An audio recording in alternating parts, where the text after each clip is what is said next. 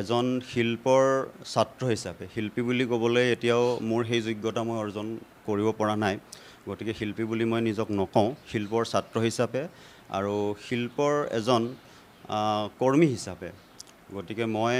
তেওঁলোকৰ এই দুষ্কাৰ্যত মই নিজেই অপমানিত হৈছোঁ নিজেই লজ্জিত হৈছোঁ মানুহ মোৰ প্ৰথম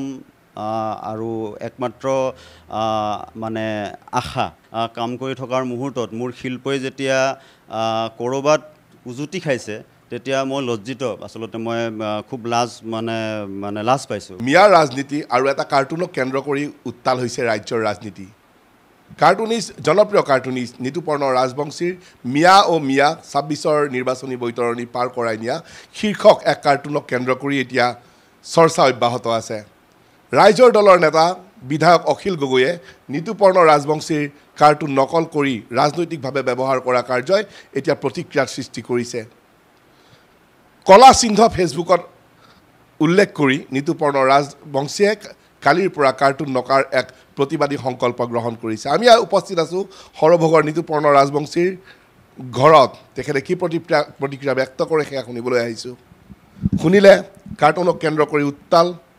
ৰাজ্যৰ ৰাজনীতি অখিল গগৈয়ে নকল কৰাৰ অভিযোগ কি প্ৰতিক্ৰিয়া ব্যক্ত কৰিব ইতিমধ্যেতো মই নিজৰ ফেচবুক যোগে মই গোটেই কথাখিনি ব্যক্ত কৰিছোঁৱে ৰাইজেও গোটেই কথাখিনি গম পাইছে ৰাইজৰো প্ৰতিক্ৰিয়া আমি পাইছোঁ এতিয়া মূল কথাটো হ'ল কি মই এক প্ৰতিবাদ অব্যাহত ৰাখিছোঁ কাৰণ কথা হ'ল মোৰ শিল্পক অপমানিত কৰা হৈছে আৰু শিল্পৰ ক্ষেত্ৰত যদি কোনোবাই এই ধৰণৰ দুষ্কাৰ্য সংঘটিত কৰে এজন শিল্পৰ ছাত্ৰ হিচাপে শিল্পী বুলি ক'বলৈ এতিয়াও মোৰ সেই যোগ্যতা মই অৰ্জন কৰিব পৰা নাই গতিকে শিল্পী বুলি মই নিজক নকওঁ শিল্পৰ ছাত্ৰ হিচাপে আৰু শিল্পৰ এজন কৰ্মী হিচাপে গতিকে মই তেওঁলোকৰ এই দুষ্কাৰ্যত মই নিজেই অপমানিত হৈছোঁ নিজেই লজ্জিত হৈছোঁ আৰু অসমৰ নিচিনা এখন সাংস্কৃতিকভাৱে উন্নত এখন ৰাজ্যত আচলতে এই ধৰণৰ দুষ্কাৰ্য সংঘটিত হ'ব নালাগিছিলে য'ত নেকি শিল্পক সন্মান কৰা হয় য'ত নেকি শিল্পৰ উন্নত চৰ্চা হয় তেনেকুৱা এখন ৰাজ্যত তেনেকুৱা এখন ঠাইত ইমান বিজ্ঞ লোক তেওঁলোকে আৰু তেওঁলোকে ইমান অধ্যয়নপুষ্ট অখিল গগৈ হয় তেওঁলোকে ইমান অধ্যয়নপুষ্ট তেওঁলোক আমাতকৈ তেওঁলোক বহুত প্ৰাজ্ঞ মানুহ তেওঁলোকে গতিকে তেওঁলোকে যদি আমাৰ নিচিনা আমিতো ধূলিকণা আচলতে গতিকে আমি খুব সাধাৰণভাৱে কাম কৰি থাকোঁ আৰু আমি এক কথাত শ্ৰম কৰোঁ ৰাইজৰ কাৰণে কাৰণ আমি কোনো বেতনভোগী শিল্পীও বা শিল্পকৰ্মীও নহওঁ আৰু এটা দায়বদ্ধতা লৈ পেলাই দায়িত্ব লৈ পেলাই আমি দিনটোত সদায় প্ৰতিদিনে একোখন কাৰ্টুন আঁকিবলৈ চেষ্টা কৰোঁ ৰাজ্যত বা দেশত যিবিলাক ঘটনা সংঘটিত হয় সেই ঘটনাবিলাকক নজৰ দি বা সেই ঘটনাবিলাকৰ যিবোৰ তাৰ প্ৰতিক্ৰিয়া হয় সেই প্ৰতিক্ৰিয়াবিলাকক আমি তাৰ বিশ্লেষণ কৰি ৰাইজৰ হকে ৰাইজৰ স্বাৰ্থত যাতে এটা জনজাগৰণ সৃষ্টি কৰিব পাৰি চেষ্টা কৰা যায় যাতে NKTVৰ জৰিয়তে অখিল গগৈক কি আহ্বান জনাব ইতিমধ্যে আপুনি প্ৰতিবাদ কৰি কাৰ্টুন নকাৰ সিদ্ধান্ত সংকল্প গ্ৰহণ কৰা বুলি কৈছে NKTVৰ জৰিয়তে পোনপটীয়াকৈ অখিল গগৈক কি ক'ব বিচাৰে নাই তেওঁলোকৰ প্ৰতি মোৰ কোনো আহ্বান নাই বা তেওঁলোকৰ প্ৰতি মোৰ কোনো আচলতে অনুৰোধো নাই আৰু কাৰণ কথাটো হৈছে কি যে আমি নিজৰ ভাগে কাম কৰি থকা মানুহ আৰু মোৰ কথাটো হ'ল কি যে মানুহ মোৰ প্ৰথম আৰু একমাত্ৰ মানে আশা গতিকে মই মানুহৰ হকে কাম কৰোঁ মানুহ মোৰ মূল আদৰ্শ গতিকে মানুহক লৈ যিহেতু কাম কৰোঁ গতিকে মই মানুহৰ হকে যিহেতু মানুহৰ ওচৰত যিহেতু মই দায়বদ্ধ আচলতে গতিকে মই এই কামখিনিৰ ক্ষেত্ৰত মই আচলতে মানুহৰ ওচৰতহে আচলতে মই লজ্জিত হৈছোঁ কাৰণ মই এনেকুৱা এটা কাম কৰি থকাৰ মুহূৰ্তত মোৰ শিল্পই যেতিয়া ক'ৰবাত উজুতি খাইছে তেতিয়া মই লজ্জিত আচলতে মই খুব লাজ পাইছোঁ গতিকে ২৮ আগষ্টত যিখন কাৰ্টুন মিয়া নিৰ্বাচনী বৈতৰণি পাৰ কৰাই নিয়া ২৮ আগষ্টত আপোনাৰ কাৰ্টুনখন আছিলে উদ্দেশ্য কি আছিলে বা সেই তাত কি বিষয়বস্তু আপুনি কি বুজাব বিচাৰিছিলে হয় মূল কথাটো হ'ল কি যে মিয়া বিতৰ্কই অকল আজি বা কালি নহয় আজি বিগত প্ৰায় বছৰ বছৰ ধৰি আমি মিয়া বিতৰ্কৰ আমি প্ৰায় আমাৰ জন্মকালৰ পৰাই আমি যেতিয়াৰ পৰাই জনা বুজা হৈছোঁ যে মিয়া বিতৰ্কই অসমৰ ৰাজনীতি বা আমাৰ সমাজ জীৱনত প্ৰভাৱ পেলাই আহিছে গতিকে কিন্তু ঘটনাটো হ'ল কি এই গোটেই বিষয়টো লৈ পেলাই সকলোৱে ৰাজনীতিয়েই কৰিলে কোনোবা ৰাজনেতা হ'ল কোনোবাই মন্ত্ৰী MLA হ'ল কোনোবাই নিজৰ মানে সা সম্পত্তি মানে তেওঁলোকে আয় বঢ়ালে বহুত কিবা কিবি হ'ল কিন্তু কথাটো হ'ল কি এই বিষয়টো লৈ পেলাই কোনো ধৰণৰ সমাধান নহ'ল আৰু আজিও সেই একেখিনি ঘটনাই হৈ থাকিলে আৰু এই গোটেই যিটো আজিৰ যিটো প্ৰক্ৰিয়া চলি আছে এইটো লৈ পেলাই অহা 26ৰ নিৰ্বাচনতো সেই অনুৰূপ ঘটনাই সংঘটিত হ'ব গতিকে এই কথাটো কোনো নতুন কথা নহয় আৰু মই যিখন কাৰ্টুন আঁকিছোঁ আগৰ যিটো ইতিহাসে কয় আমাৰ অসমৰ ৰাজনীতি বা আমাৰ সমাজ জীৱনত সেই কথাখিনিকেই মই আচলতে মোৰ কাৰ্টুনখনৰ যোগেদি যে 26ৰ যিটো নিৰ্বাচন আহি আছে সেই নিৰ্বাচনত অসমৰ ৰাজনীতিত যিসকলে তেওঁলোকে নিজৰ উদ্দেশ্য পূৰণ কৰাৰ কাৰণে চেষ্টা চলাই আছে তেওঁলোকে যিখন 26ৰ বৈতৰণি পাৰ কৰাৰ মানে যত্ন কৰি আছে বা চেষ্টা কৰি আছে সেই ছবিখনকে আচলতে মই অঁকাৰ কাৰণে চেষ্টা কৰিছিলোঁ বা ৰাইজক বুজোৱাৰ যত্ন কৰিছিলোঁ যে আচলতে মিয়া খেদা বা এই মিয়াৰ যিটো চৰ্চা আচলতে আন একো নহয় এইটো তেওঁলোকৰ নিজৰ ৰাজনৈতিক স্বাৰ্থ সিদ্ধিৰহে আচলতে মূল উদ্দেশ্য অখিল গগৈ ডাঙৰীয়াই আন এগৰাকী কাৰ্টুনিষ্টৰ হতুৱাই যিখন আঁকিলে সেইখন তেনেহ'লে নকল বা সেইখন আনজন হয়তো গোৱালপাৰাৰ কাৰ্টুনিষ্ট বুলি উল্লেখ কৰা হৈছে সেই সন্দৰ্ভত কি ক'ব আচলতে তেখেত এজন সম্পূৰ্ণৰূপে প্ৰফেশ্যনেল কাৰ্টুন মই যেনেকৈ প্ৰফেশ্যনেলি কাৰ্টুন আঁকো আচলতে তেওঁ কালি মই যেতিয়া এই গোটেই কথাখিনি উল্লেখ কৰিছিলোঁ তেওঁ নিজেই মোৰ এটা মানে পষ্টৰ তলত তেওঁ উল্লেখ কৰিছিলে অখিল গগৈ দলৰ কোনোবা এজন ব্যক্তিয়ে আচলতে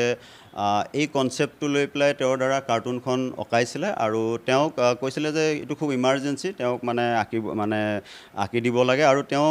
সেই অনুপাতে তেওঁ আচলতে কাৰ্টুনখন আঁকি দিছিলে আচলতে তেওঁ গোটেই ঘটনাটো কি তেওঁ গম পোৱা নাছিলে আৰু কেপশ্যনটো পৰ্যন্ত তেওঁ কৈছিলে যে আমি কেপশ্যনটো দি লওঁ আপুনি খালি কাৰ্টুনখন আঁকি দিব লাগে আৰু এই গোটেই কথাখিনি তেওঁ সেই পষ্টটোৰ তলত তেওঁ নিজে তেওঁ উল্লেখ কৰিছে তাৰমানে আৰু সেইটো হোৱাৰ পিছত তেওঁলোকে কাৰ্টুনখন তেওঁৰ পৰা লৈ অহাৰ পিছত তেওঁলোকে এই কেপশ্যনটো মোৰ যিটো মূল কেপশ্যনটো আছিলে সেই কেপশ্যনটোৰ জাষ্ট সামান্য তেওঁলোকে সাল সলনি কৰি মূল যিটো বিষয়টো আছিলে সেইখিনিকে তেওঁলোকে তাত উল্লেখ কৰি তেনেকৈ তেওঁলোকে ব্যৱহাৰ কৰিছিলে আচলতে তেওঁৰ কোনো ভূমিকা নাই আপুনি ইতিমধ্যে সামাজিক মাধ্যম ফেচবুক জৰিয়তে অখিল গগৈৰ নাম উল্লেখ কৰি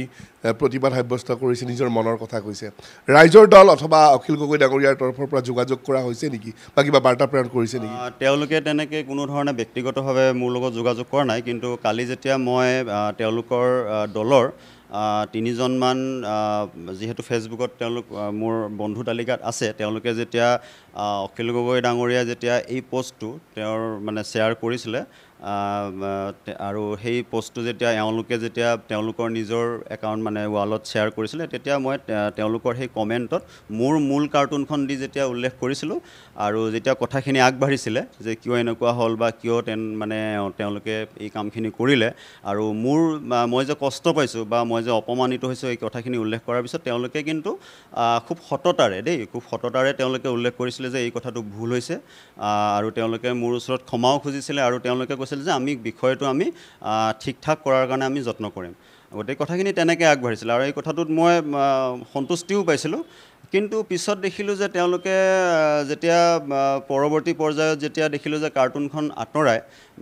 মানে অখিল গগৈৰ পেজৰ পৰা আঁতৰোৱা নাছিলে তেওঁলোকে যেতিয়া প্ৰতিবাদ কৰাৰ যিটো ফ্লেক্সখন বনোৱাৰ কথা কৈছিলে তাৰ পৰা তেওঁলোকে আঁতৰাই যেতিয়া তেওঁলোকে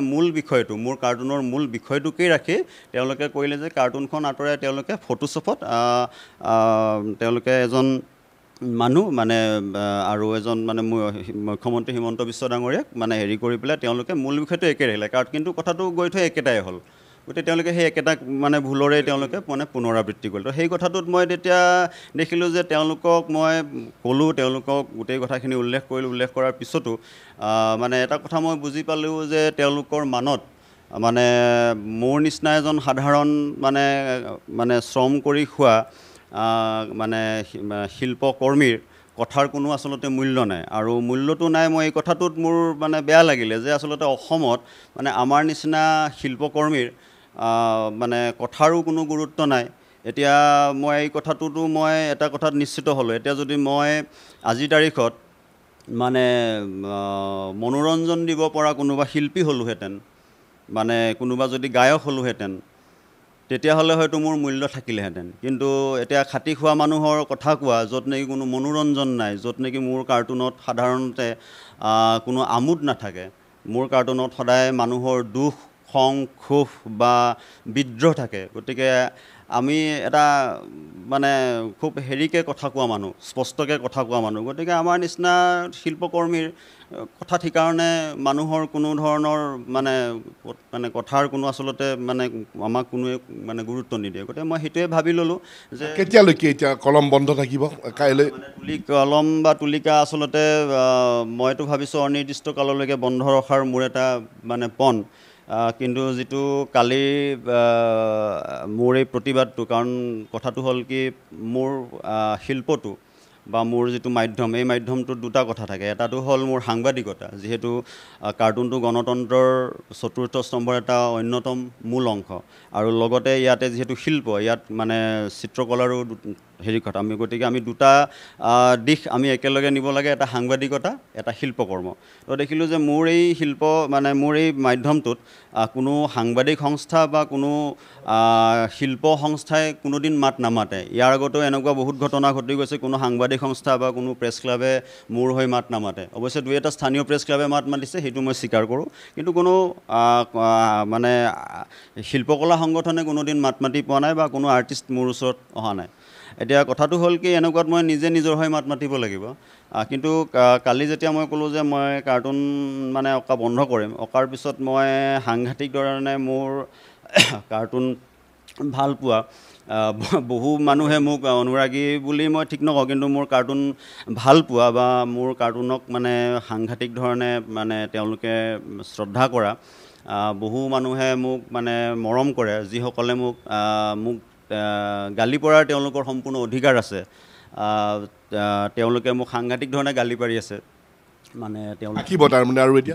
এতিয়া তাকে ভাবিছোঁ এতিয়া চিন্তা কৰিছোঁ যে এই প্ৰতিবাদটো দুদিনমানলৈকে ৰাখি গতিকে তেওঁলোকৰ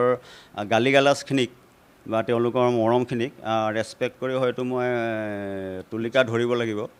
আৰু এটা কথা আমি সাক্ষাৎকাৰৰ পূৰ্বে কিছু কথা পাতিছিলোঁ আপোনাৰ কাৰ্টুন ৰাজনৈতিকভাৱে কাকো ব্যৱহাৰ কৰিব দিয়াৰ আপুনি পক্ষপাতি নহয় যিসকলে কৰে বা কেতিয়াবা ভুল আগন্তুক সময়তো কৰিব পাৰে সেইসকললৈ কি আহ্বান জনাব খোজে আপোনাৰ কাৰ্টুন আৰু ৰাজনৈতিকীকৰণ নাই মাজত তেনেকুৱা দুই এটা ভুল কৰিছে কোনোবা ৰাজনৈতিক দলে কিন্তু তেওঁলোকক মই এই ধৰণেই তেওঁলোকক আগতেও সকীয়াই দিছোঁ আৰু তাৰপিছত অৱশ্যে তেনেকুৱা ভুল তেওঁলোকে কৰা নাই কিন্তু যদি জনগণৰ স্বাৰ্থত বিভিন্ন এতিয়া এনেকুৱা হয় বিভিন্ন ধৰণৰ ইছ্যু লৈ পেলাই বিভিন্ন এনেকুৱা প্ৰতিবাদী কাৰ্যসূচী বা বিভিন্ন সমদল এনেকুৱাত বিভিন্ন সময়ত ৰাজনৈতিক দল বুলি নহয় বিভিন্ন অনুষ্ঠান বা বিভিন্ন সংস্থা তেওঁলোকে ৰাইজৰ খাতিৰত ৰাইজৰ ন্যায়ৰ স্বাৰ্থত যদি ব্যৱহাৰ কৰে তাত কোনো তেনেকুৱা বাধা নাই কিন্তু সম্পূৰ্ণ ৰাজনৈতিক উদ্দেশ্যত ব্যৱহাৰ কৰাত বাধা আছে বা সম্পূৰ্ণ তেওঁলোকৰ ৰাজনৈতিক তেওঁলোকৰ নিজৰ যদি মানে ন্যস্ত স্বাৰ্থৰ কাৰণে তেওঁলোকে যদি ব্যৱহাৰ কৰিব খোজে সেইটোত মানে মই কেতিয়াও অনুমতি প্ৰদান নকৰোঁ কাৰণ কথাটো হৈছে কি যে মই প্ৰথমতেই কৈছোঁ যে মোৰ কাৰ্টুন সম্পূৰ্ণ মানুহৰ কাৰণে যদি মানুহৰ কাৰণে তেওঁলোকে কিবা এটা কৰিব খোজে তেতিয়া সেইটোত মোৰ